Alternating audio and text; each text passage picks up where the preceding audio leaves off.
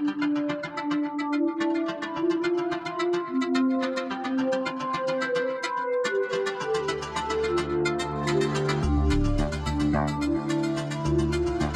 y para continuar con nuestro programa, pido por favor que pasen a este podio los integrantes de la mesa redonda sobre reforma política. Para comenzar voy a hacer una breve presentación del moderador de esta mesa, Ernesto Meana. Ha sido académico de la Universidad La Salle, impartiendo las materias Derecho Mercantil 2, Derecho Procesal Civil, Juicios Civiles Especiales. Conferencista del Gran Foro Inmobiliario, con diversas ponencias sobre aspectos legales inmobiliarios. Desde hace más de 28 años fundó el despacho Meana Abogados, dedicado a la consultoría, asesoría y litigio en materia civil. Ha sido asesor legal de múltiples condominios, abogado externo de bancos, instituciones de asistencia privada y empresas privadas, socio numerario de la Asociación Mexicana de Profesionales Inmobiliarios. Bienvenidos.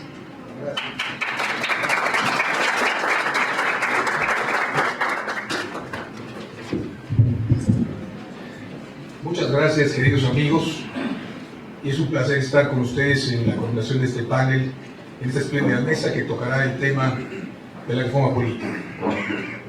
Antes de empezar, quisiera agradecer nuevamente a los funcionarios de ASTL TV, Malena, por tu gran y valiosa intervención, a Alejandro Ruiz, y por supuesto a Ricardo Navarro, que nos honra con su posibilidad de que este bellísimo auditorio pueda ser escenario de este marco de análisis y de mesas de trabajo. El día de hoy vamos a tocar algunos temas importantes que va a significar que después de una década de iniciada la alternancia política en México, el Ejecutivo Federal y los principales partidos políticos han presentado diversas iniciativas de reformas constitucionales que han incorporado cambios sustanciales en el funcionamiento y operación del sistema político mexicano. En estas propuestas presentadas al Congreso de la Unión se abarcan diversos temas: reformas al sistema de elección del presidente, los legisladores, la integración moderna de cámaras, distribución de poderes de gobierno, y etcétera, etcétera. Muchísimas cosas que nuestros panelistas tocarán el día de hoy y van a ahondar sobre diferentes puntos en ello. Voy a presentar a quienes me honran también en su presencia en este panel.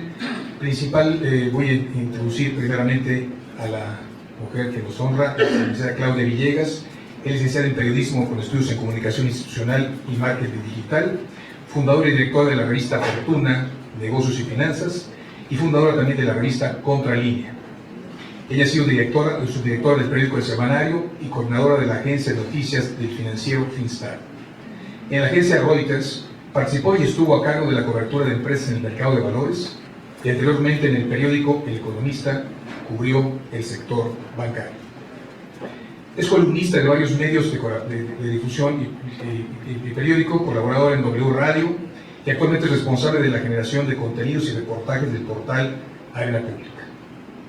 También nos acompaña el día de hoy el maestro Cristian Salazar. El maestro Salazar es una gente muy connotada, tiene estudios en Ciencia Política y Administración Pública por la Universidad Nacional Autónoma de México. Fue jefe del departamento de la Oficina de Consejeros Generales del Instituto Electoral del Estado de México. Ha fungido como consejero distrital del Instituto Federal Electoral en los procesos federales de los años 2000, 2003, 2005, 2006, 2008, 2009 y 2007 a 2009. Este se desempeñó como secretario técnico de la licenciatura en Ciencias Políticas y Administración Pública de la Facultad de Estudios Superiores Acatlán en la UNAM. Ha sido becario de la Dirección General de Estudios Personales Académicos de la UNAM y miembro del Consejo Nacional de Ciencia y Tecnología. En el año 2004 obtuvo la tercera Gustavo Vaz Prada, otorgada por la Dirección General de Servicios de la Comunidad de la Universidad Nacional Autónoma de México. También ha sido profesor de la Facultad de Estudios Superiores Acatlán en la licenciatura de Ciencia Política, Relaciones Internacionales y Sociología. También es profesor de la Escuela Bancaria y Comercial en la Licenciatura de Comercio y Negocios Internacionales. Actualmente, el maestro Salazar es asesor del secretario de la Mesa Directiva de la Cámara de Diputados del Honorable Congreso de la Unión, diputado federal Ángel Cedillo Hernández.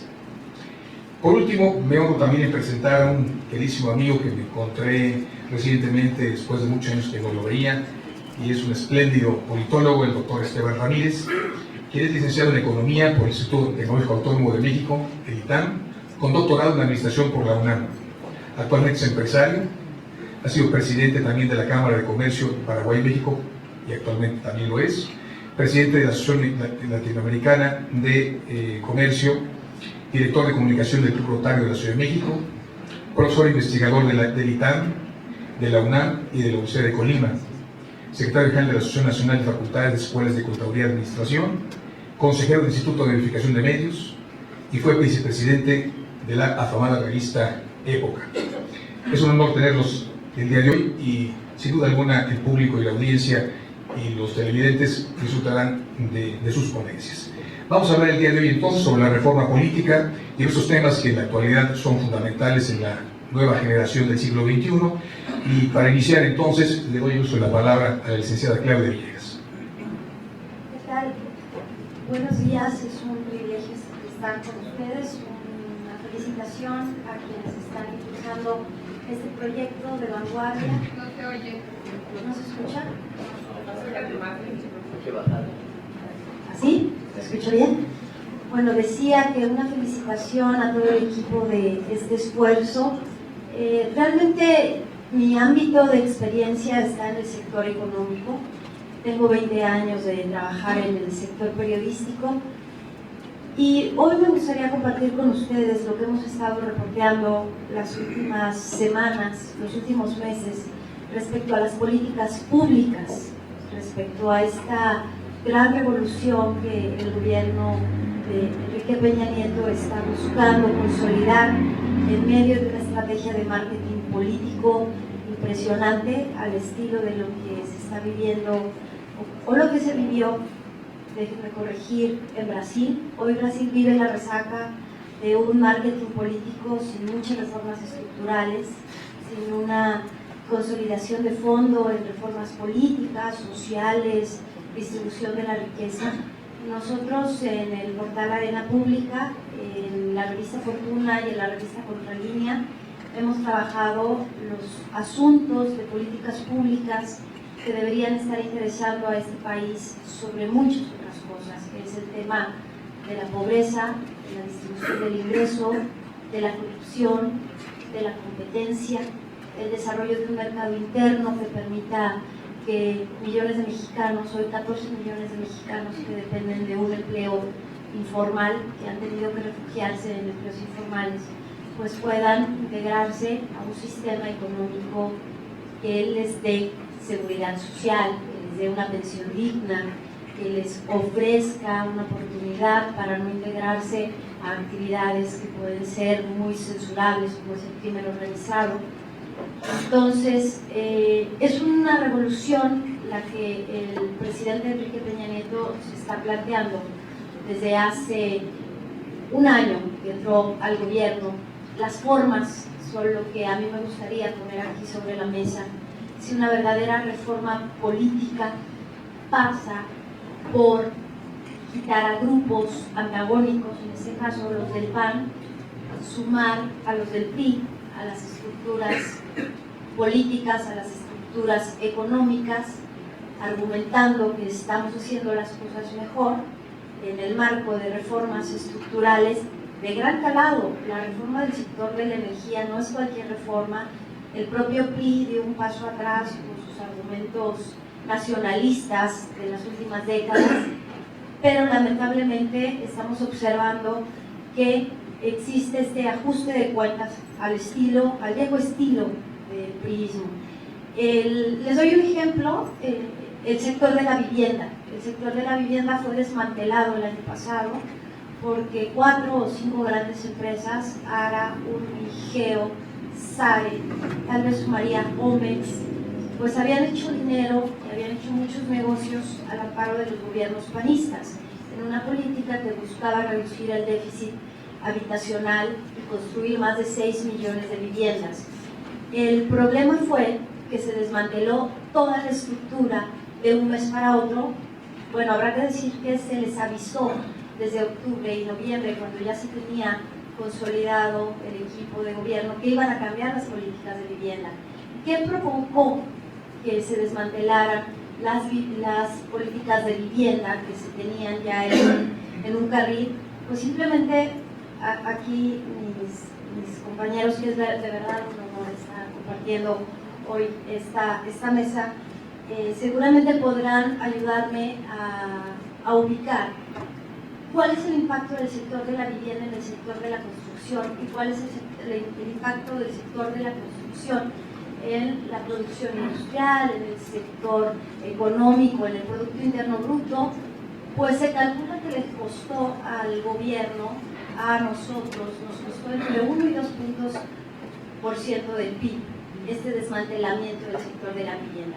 Y solamente fue la punta del iceberg, porque el año pasado también Enrique Peña Nieto, en aras de hacer creíble la alianza política con los partidos, lo que hizo fue retener el gasto. Y este es un tema de controversia que se ha escrito en los medios, pero se ha escrito poco, porque en este momento, y también quisiera ponerlo en la mesa para debatirlo en algún momento, los medios de comunicación estuvieron esperando durante un año publicidad del gobierno.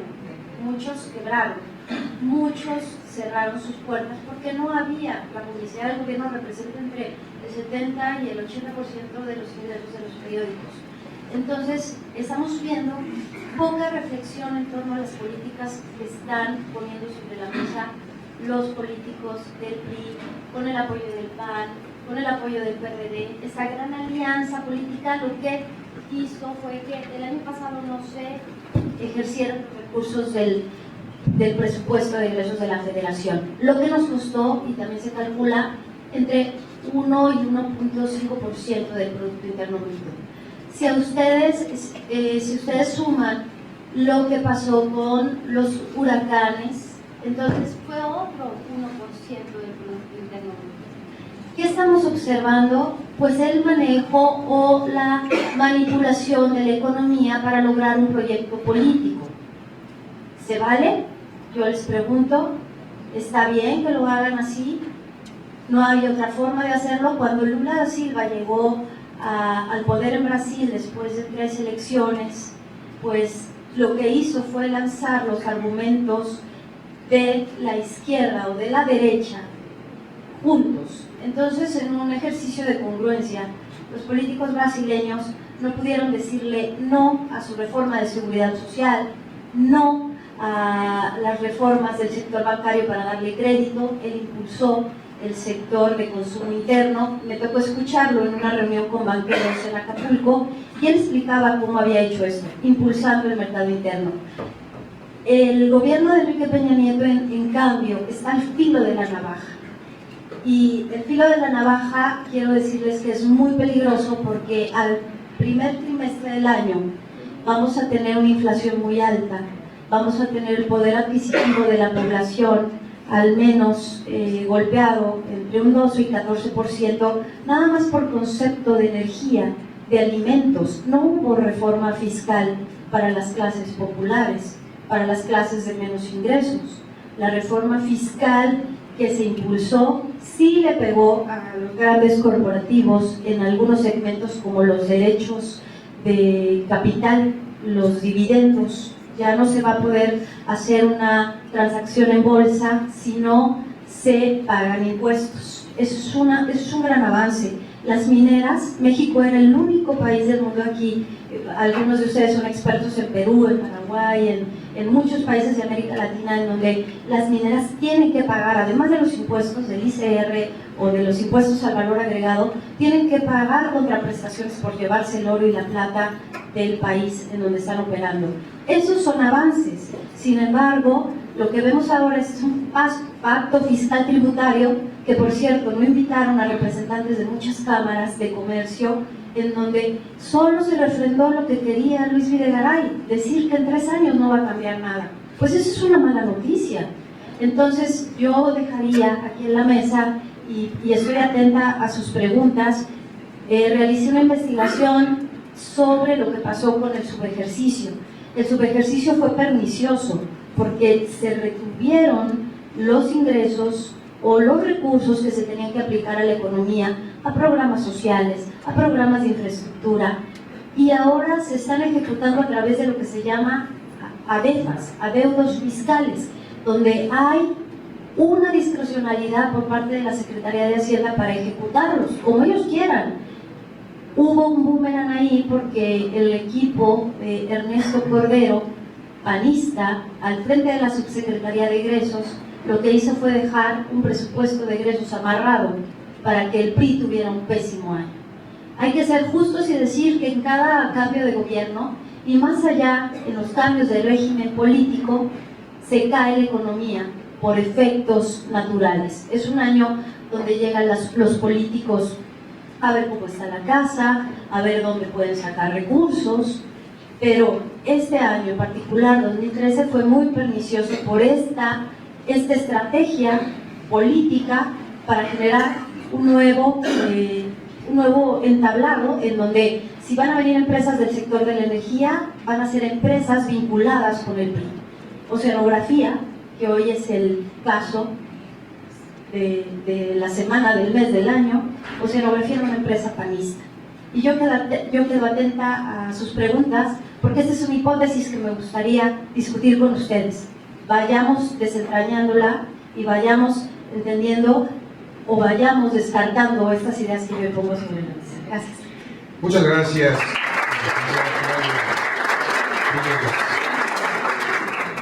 A continuación, le doy el uso de la palabra al maestro Cristian Salazar Montiel sobre el tema que nos ocupa. Muchas gracias. Primero que nada, agradecer a la licenciada María Elena Miranda por el espacio que se nos ha brindado y reconocer el esfuerzo de ASTLTV en este primer aniversario. También un gusto estar acompañando amigos como Ernesto Meana, como Raúl Fraga, como Claudia, como Esteban. Es un privilegio estar aquí con ustedes. Yo quisiera introducir el elemento disidente, un poco para provocarlos y otro poco para quizás mostrar la otra cara de la moneda. Primero decir que política y empresarios, políticos y empresarios, déjenme corregir, no necesariamente tienen que verse como rivales. Diría yo, cometeríamos un error al verlo de esta manera. Dicho esto, entonces, también los políticos son empresarios, son emprendedores, y decía yo que introduciría el elemento disidente porque yo me voy a sumar en la defensa del trabajo de los políticos y en todo caso del esfuerzo que se ha hecho por lograr algunas reformas, en este caso políticas. Yo diría en primera instancia que México lleva, a partir, como lo señalaban bien en la mesa y en pláticas anteriores, un periodo de transición a la democracia, una búsqueda incesante por generar condiciones de apertura política, de representación, de pluralidad en las ideas. Desde 1977 hacia el momento actual, desde el marco legal, se ha tratado de concretar una nueva configuración que le dé un nuevo funcionamiento al sistema político. La idea, lo resalto, la idea ha sido incluir a todos.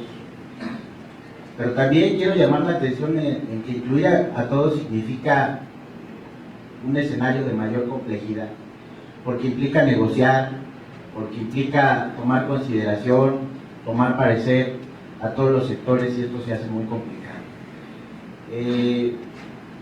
Las sucesivas reformas que se han realizado básicamente han puesto el punto central en las cuestiones electorales. Desde 1977 y gradualmente hasta el día de hoy, bueno, nuestro sistema electoral ha cambiado con la intención de ampliar la participación de los partidos de izquierda, pero también otros partidos de derecha que se han venido incorporando al sistema de representación. Esta reforma que nos convoca el día de hoy a esta mesa, a la reflexión, tiene, digamos, un origen fundamental, porque así como era necesaria la democracia y durante mucho tiempo México reclamó la democracia también generó muchos problemas. Entre algunos de los problemas que generó, bueno, fue una especie de desarticulación de las instituciones como las conocíamos anteriormente. Esto es decir, que la participación de otros actores en el entramado institucional hace que las instituciones funcionen de manera distinta. No funcionan de mejor o peor manera, no serían estos los criterios que yo señalaría como los calificativos para poder enjuiciar el funcionamiento del sistema político. Simplemente funcionan de manera distinta. Desde luego que si revisamos los 60, 70 años del sistema de partido hegemónico, nos vamos a encontrar con que en la parte de gobierno había una mayor eficacia, porque bastaba que el presidente de la República diera la orden de lo que se tenía que hacer para que el conjunto de las piezas del sistema lo ejecutara. A cambio de ello teníamos una restricción de la libertad, teníamos una restricción a la participación, y en todo caso, bueno, algunos se sentían agraviados por esa exclusión. Hoy día tenemos un nuevo esquema de funcionamiento, tenemos una mayor participación y yo diría una mayor libertad de hacer las cosas, pero evidentemente esto genera trae como consecuencia otros resultados. Las decisiones son más difíciles de consensar, de procesar y de tomar. Generalmente las decisiones que se toman en pluralidad no dejan satisfechos a nadie, porque precisamente lo que genera la pluralidad es que no se cargue la decisión a un solo sector. De tal manera que las decisiones que se tomen en este ámbito generalmente no van a gustar o van a dejar inconformidad. Este es el escenario de la democracia. Pareciera ser que la democracia, no parece ser, sino que un error quizás del discurso político sea vender a la democracia como un estadio sin problemas, como un estadio, yo le llamo color de rosa, ¿verdad? Por el contrario, la democracia es el reconocimiento de la existencia de problemas, de divergencias, de falta de acuerdos. Si estuviéramos de acuerdo, no necesitaríamos la democracia. Dicho esto, como preámbulo a simplemente comentar brevemente algo de la reforma, quiero decirles que, bueno, desde la reforma se da por el reclamo social que necesitaba urgentemente ver por lo menos dos cosas. Uno, que el presidente y el poder legislativo se dejaran de confrontar sin resultados. Esto fue una presión muy fuerte para ambas instituciones y yo creo que fue una presión mal encausada. ¿Por qué mal encausada? Porque el verdadero funcionamiento de la democracia tiene sentido cuando los actores que conforman las diversas instituciones se confrontan. Es decir, nadie tiene que tenerle miedo a la confrontación. Lo que tenemos que hacer en todo caso es construir un mecanismo institucional que permita que esa confrontación se resuelva por medios legales, pacíficos y donde estén incluidas todas las partes. De tal modo que la gente en el ambiente percibía este ambiente de confrontación que no dejaba nada. Esa fue una presión. Otro elemento es que la gente necesitaba percibir los resultados del proceso democrático. La gente dice, bueno, efectivamente, sí hemos transitado, sí han existido algunas reformas, pero finalmente, ¿cuál ha sido la ganancia tangible que el ciudadano obtiene de este proceso? En el año 2000, si no me equivoco, Latinobarómetro publicó una encuesta que decía que la gente estaba dispuesta a sacrificar algunas libertades políticas si esto daba por resultado un mayor crecimiento económico. De tal manera que el escenario es bastante complejo. ¿De qué trató esta reforma? Bueno, brevemente cuatro puntos son el eje vertical de la reforma. Uno, la planeación, el sistema de planeación que tiene que ver con el sector empresarial, por supuesto, abre una posibilidad ahora de que se instrumenten mecanismos de deliberación. Es decir, que no solo sean consultas, sino que existan mecanismos en la ley que permitan un verdadero acercamiento con los distintos sectores que integran la sociedad. El segundo punto trató de modificar el sistema electoral tan complejo que ha sido en México, que desde tiempos remotos, para no irme tan lejos, yo diría desde Francisco y Madero, a la fecha hemos tenido conflictos postelectorales. Por alguna razón somos una sociedad que no termina de encontrar la fórmula que deje satisfechos a todos en una confrontación electoral. Siempre existen conflictos postelectorales. Puedo enumerarlos casi sexenio por sexenio, y casi hay una reforma electoral sexenio por sexenio. Esta vez no fue la excepción. El sistema electoral se modifica, uno, para hacer las elecciones concurrentes, es decir, alinearlas todas a una fecha.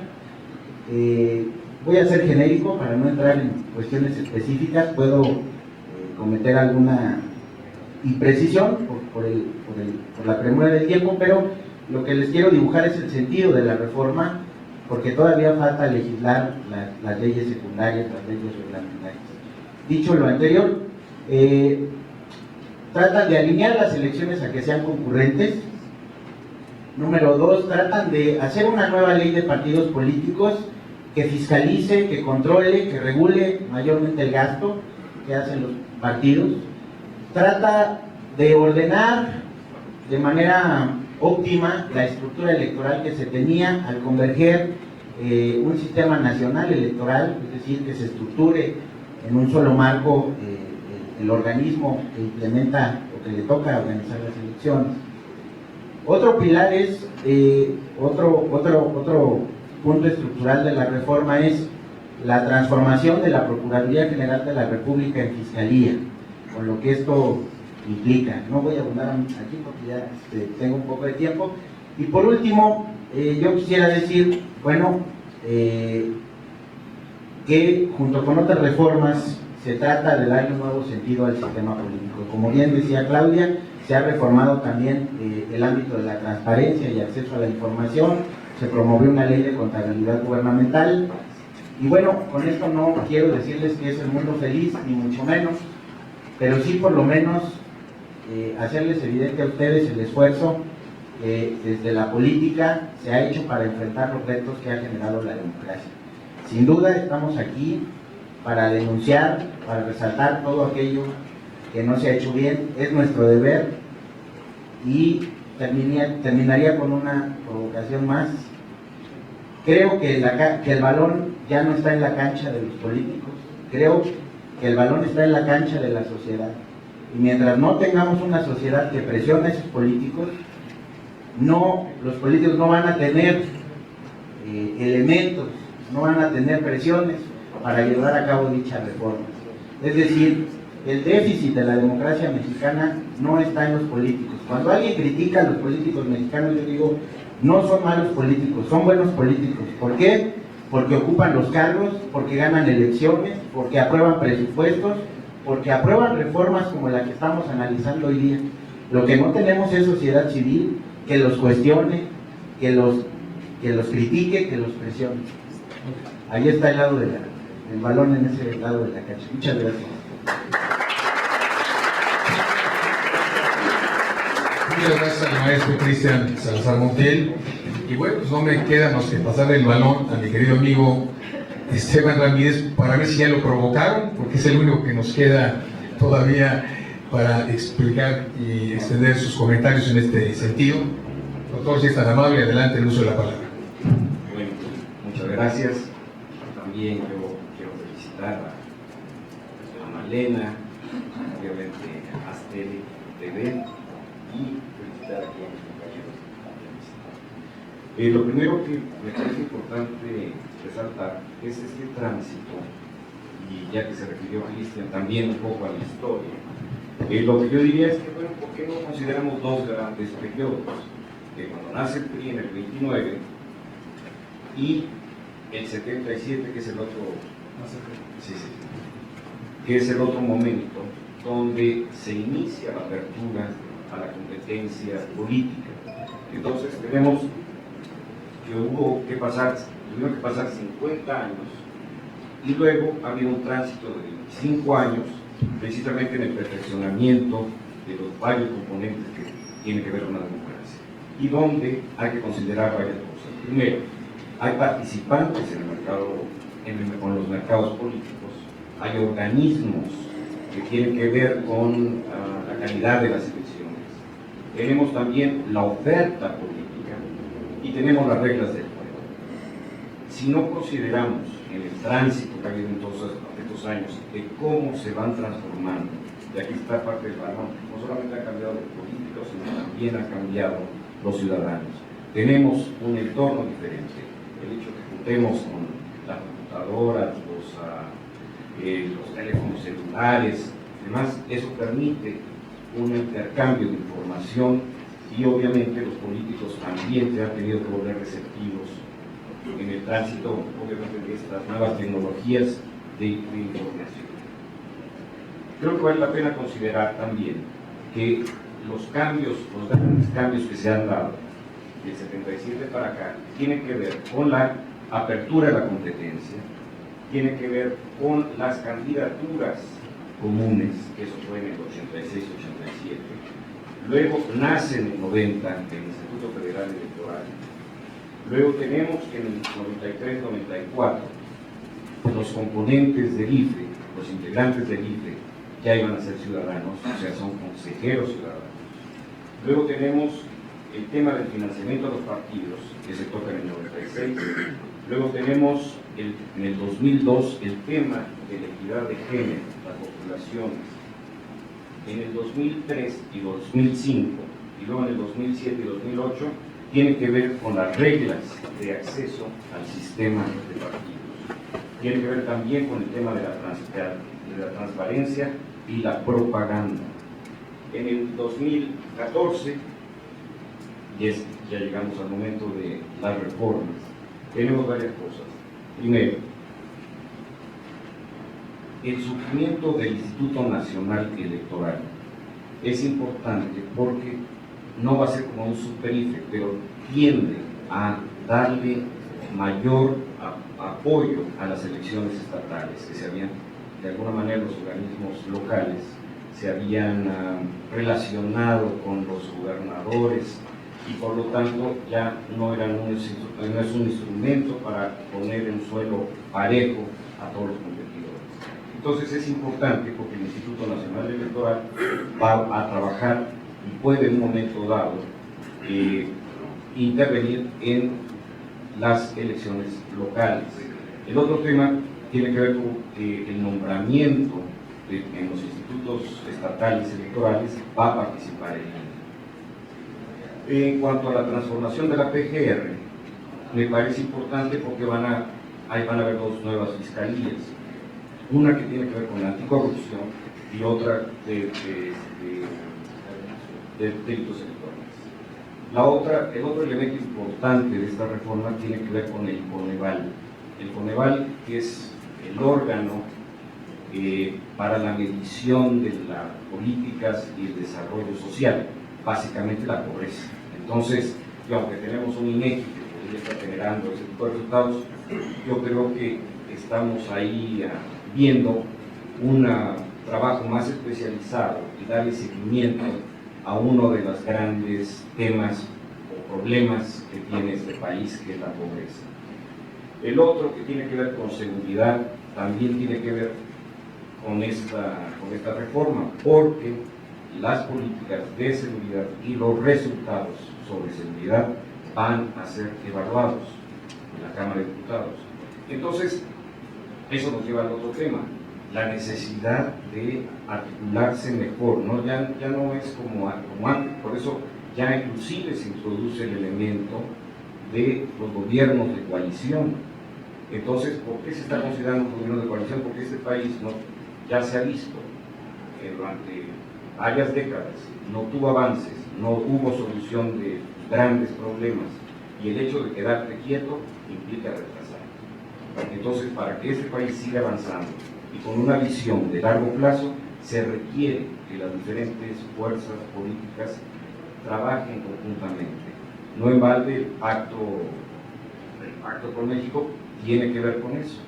Entonces, a pesar de que tengamos algunas limitaciones, y creo que la reforma económica ha sido una de las más desafortunadas, ¿no? Creo que han sido más exitosas o tienen un mejor rating las otras, la de telecomunicaciones, la financiera, y inclusive la económica. Entonces, creo que vale la pena considerar que todas estas transformaciones no se dan hoy porque sí. Esto ha sido un proceso largo, difícil, pero además podemos ver que existen oportunidades para que las cosas resulten mejor. Y si vemos, y podemos decir que tenemos una ruta hacia la democracia, porque la democracia es perfecta. Necesitamos tener una visión de largo plazo.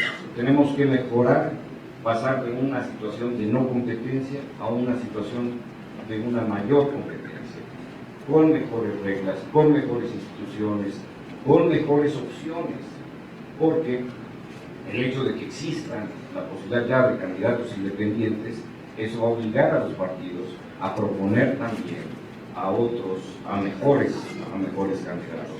Entonces la competencia es buena, pero necesitamos también, y ya que pusieron el tema de la ciudadanía, necesitamos elevar la cultura política.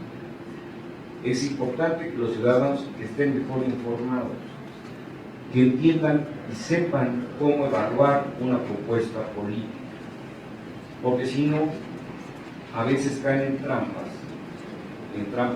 con las ofertas de corto plazo, el ofrecimiento para mejorar en cierto sentido su economía, aunque sea de corto plazo. Y vean el caso de Venezuela, y vean el caso muy difícil, para no hablar más, pero ese es un caso importante donde se está engañando a la ciudadanía.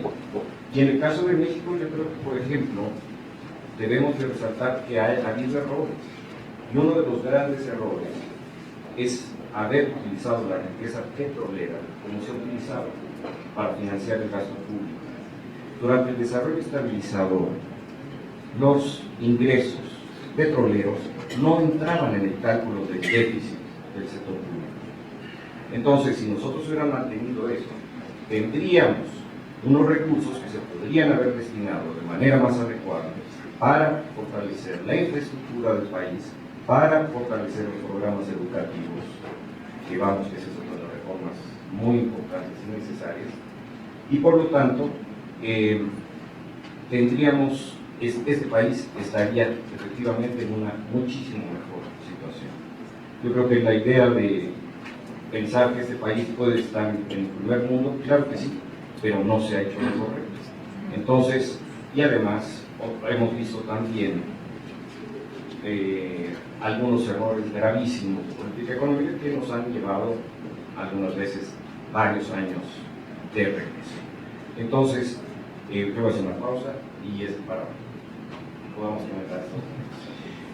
Muchas gracias al doctor Esteban Ramírez. Siguiendo, queridos amigos, el protocolo que nos obliga en estas mesas de trabajo, vamos a dar una pausa sobre preguntas que la audiencia nos ha presentado para ponerlas a la consideración de los panelistas, de 1 minuto por cada pregunta, y después cerraremos con las conclusiones correspondientes para cada uno con 3 minutos y terminamos de manera puntual nuestra intervención. Hay una pregunta para la maestra Claudia que dice así, nos dice, pregunta que si se contempló la posibilidad de hablar sobre el referéndum, el plebiscito y la revocación de mandato al discutir la reforma política del Estado. Pues yo voy a declinar esa respuesta, porque sería poco honesto hacerlo. Al maestro Cristian se la voy a transferir, por favor, porque mi especialidad es económica, pero sí quisiera comentar y aprovechar que me dieron la palabra rapidísimo, es el tema de corrupción y ciudadanía. Yo creo que deberíamos discutir, porque no podemos pedir ciudadanos conscientes, ciudadanos que quieran participar en la política en democracia directa, como sucede en Suiza, si el Estado no le interesa. Yo quiero recordarles lo que pasó con Yo Soy 133, que en medio de la política del miedo replegó a los estudiantes, y donde sí les puedo hablar, porque tengo experiencia en ello, es en la Ley de Participación Ciudadana. La Ley de Participación Ciudadana es una ley muerta. Hay 1.500 comités ciudadanos en el Distrito Federal que están integrados y están infiltrados en la mayoría de los casos por la corrupción delegacional. Entonces, en la micropolítica, si no hay una decisión del Estado mexicano de apoyar a esta concientización, y que tampoco los medios de comunicación lo hacen, entonces, ¿cómo cerramos el círculo virtuoso? Los políticos siguen en su círculo rojo haciendo política y la hacen bien. Yo quisiera preguntar a los dos expertos en materia política, ¿para qué si tenemos millones de mexicanos en pobreza extrema? Muy bien, vamos entonces a reformular la pregunta al maestro Salazar. Con mucho gusto, Claudia. La pregunta entonces, maestro Cristian Salazar, es si se contempló la posibilidad de hablar sobre el referéndum, el plebiscito y la revocación de mandato al discutirse la reforma del Estado. Sí, bueno, como figuras de plebiscito o referéndum no se abordó, pero ya está por terminarse los trámites de la ley de consulta ciudadana, de consulta pública, que va a ser como el equivalente. Evidentemente no va a tener los alcances de estos plebiscitos y referéndums que hay en otros países, sobre todo europeos, pero bueno, ya es un primer paso a que existan mecanismos de consulta pública. En cuestión de la revocación del mandato, quiero decirles que debido a la conformación de las fuerzas políticas y del razonamiento de lo que implica este procedimiento, que no es un procedimiento sencillo, se escucha muy atractivo revocar el mandato, pero yo quiero decirles a ustedes que eso llevado al extremo puede generar una crisis mayor. Es un asunto técnico, pero que no puedo abundar, pero no es una cosa sencilla. Yo lo resumiría en decir que debido a la correlación de fuerzas políticas en las cámaras no hay condiciones para discutir la revocación del mandato. Muy bien, muchas gracias. Y hay una pregunta que se formula al doctor Esteban Ramírez, ya que tocó la nota sobre algún aspecto trascendente en telecomunicaciones. La pregunta sería si la reforma estructural que se ha implementado y la competitividad de la economía, ¿cómo influiría en la situación de las telecomunicaciones? Mira, yo creo que lo primero que tenemos que considerar, y hace rato hablamos también en el mercado político, el tema de la competencia. En la medida que haya mayor competencia, en la medida que tengamos mayor competencia, ¿así ya? Ok, en la medida que tengamos mayor competencia, vamos a tener mejores productos. Mejores productos implica mejores programas, mejores alternativas, y de hecho también lo podemos ver con las nuevas tecnologías. Aztel TV es una opción para que la gente tenga acceso a información que por otros medios lo pueden no estarse generando. Entonces, también es decisión del público que ve. Así que yo creo que un tema es ese. La otra parte, ¿cómo influye económicamente? Bueno, yo creo también que este país, con todas estas reformas, está mandando un mensaje al mundo. Y este mensaje al mundo es: nos estamos modernizando. Estamos creando reglas que nos permiten en diferentes actividades, en diferentes cosas, tener una mayor competitividad. Y esto nos asegura que podemos tener inversiones. Inversiones significa también la posibilidad de tener políticas o poder financiar un mayor crecimiento, y por lo tanto también podemos atender a diferentes necesidades que tiene la sociedad. Y hace rato lo comentamos, el tema de pobreza es fundamental. Entonces no podemos pensar que tenemos electores que conocen, que entienden y demás, si un primer problema es qué comer. Entonces no podemos pensar que esta sociedad pueda desarrollarse, o este país pueda desarrollarse, si no se abaten los índices de pobreza y si no se educa a la gente. Muy bien. Muchas gracias al doctor Esteban Ramírez. Hay una nota que viene aquí en 3 segmentos, va dirigida a los 3 panelistas y se señala la primera pregunta, quien decía responderla: ¿cómo propones organizar a la sociedad? Por ejemplo, Esteban, ¿cómo propondrías tú organizar a la sociedad? A veces pensamos de manera paternalista y creo que las sociedades son mucho más capaces de lo que a veces las autoridades o los políticos creen. Yo creo que a la gente hay que darle la oportunidad de que se eduque, la oportunidad de que tenga un mejor trabajo. Estas oportunidades lo pueden llevar precisamente a tener una plataforma mejor y ser más exigentes en la elección de las alternativas políticas. Yo creo que debemos pensar en generar oportunidades. Bien, la siguiente pregunta va directamente a la maestra Claudia. Señala aquí nuestro compañero, que no tengo su nombre, pero dice: Claudia, a través de su revista publicaría este movimiento, debo entender un movimiento de carácter social, un movimiento con alguna tendencia política, porque no me dice qué movimiento. No sé si me puede aclarar la persona que me escribió esta pregunta, ¿a qué movimiento se refiere? ¿Está presente? Adelante, por favor. Sí, al movimiento que en algún momento se podría gestar o generar poco a poco con la gente que estamos participando. Con los ciudadanos que participan en proyectos en concreto. Ok, Claudia, entonces la pregunta es: a través de tu revista publicarías el movimiento de cambios, el movimiento que en alguna forma la ciudadanía pretende generar con relación a todo este sentimiento.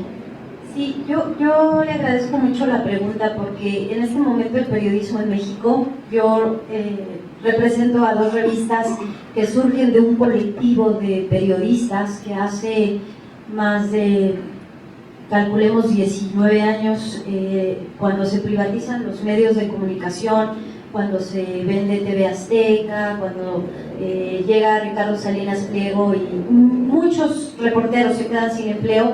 Lo que hacemos es que hacemos un colectivo de periodistas y de reporteros para generar nuestros propios medios. Todavía no había internet, no teníamos esta ventaja que hoy tienen ustedes aquí en esta televisora. Lo que nosotros hicimos fue pensar en el papel, y lo que hemos hecho en los últimos casi 2 décadas es la denuncia. Hoy Contralínea, discúlpenme el comercial, pero Contralínea demostró que la única manera de denunciar la corrupción es a través del periodismo de investigación. Una comisión en la Cámara de Diputados investigó Oceanografía después de que Contralínea lo denunció y no pasó nada. Y hoy vemos que se están perdiendo más de $2,000 millones porque no se hizo nada. La revista está abierta a todo esto. Lo que hacemos es que estamos publicando lo que hace la sociedad civil, lamentablemente en el plano defensivo, que hacen las mujeres para poder tener mayores derechos humanos. En Fortuna, a pesar de que es una revista económica, no publicamos nada más los temas de los empresarios. Hoy llevamos en la portada en este mes al doctor Rui Pérez Tamayo, que es un médico, que es un verdadero sabio investigador, que cuando lo fuimos a entrevistar me dijo: yo no soy rico, yo no tengo dinero, yo no soy empresario, ¿por qué me entrevista? Le digo: pues será porque ha formado a miles de médicos, porque es hepatólogo, porque es patólogo, porque usted generó los primeros protocolos para detectar el cáncer de hígado. ¿Será por eso, doctor? Entonces creo que los medios de comunicación y ASTELE también tienen una gran responsabilidad, y yo le agradezco la pregunta porque siempre estamos buscando los temas que yo le diría en materia económica, yo les llamo de meritocracia, que no tienen que ver con la corrupción o con el compadrazgo o con el capitalismo de cuates, como el premio Nobel calificó a nuestro país. Pero también hay muchas cosas buenas, hay muchas mujeres organizadas en las delegaciones que están haciendo muy buen trabajo, y yo creo que ahí está la semillita para poder cambiar este país. Hoy que estemos aquí ocupando nuestro tiempo para analizar, yo creo que es un gran principio, y lo que vamos a difundir a través de ASTELE es un proyecto muy legítimo, muy bueno, que es auténtico, y perdón que me extienda un poquito. Telecomunicaciones tenemos un grave problema.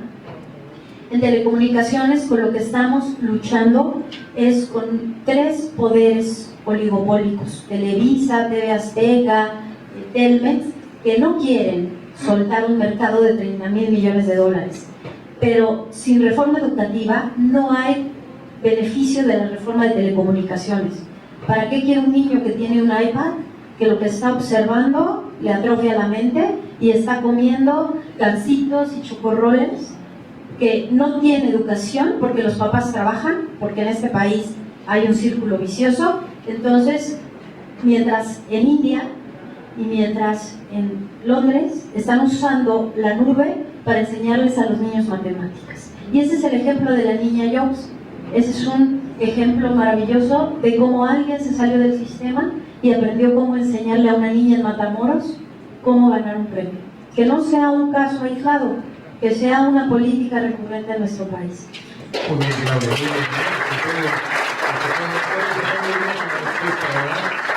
Se fue muy bien con la respuesta y, al contrario, muy interesante tu nota. Y por último, una pregunta que para mí es muy respetada y por supuesto la quiero formular. Nos preguntan también de la audiencia, directamente al maestro Cristian Salazar. Dice, ¿me podría usted decir qué significa ser político? No, muy interesante. Además es una pregunta que me da la oportunidad de externar. A veces no valoramos a la política. La política es el medio para dirimir las controversias sin recurrir a la violencia. Yo creo que, vuelvo a repetir la definición, es el medio de dirimir las controversias sin recurrir a la violencia, sin que eso signifique que dentro de los políticos no existan gandallas, no exista corrupción, ni sean hombres puros. Esos no existen.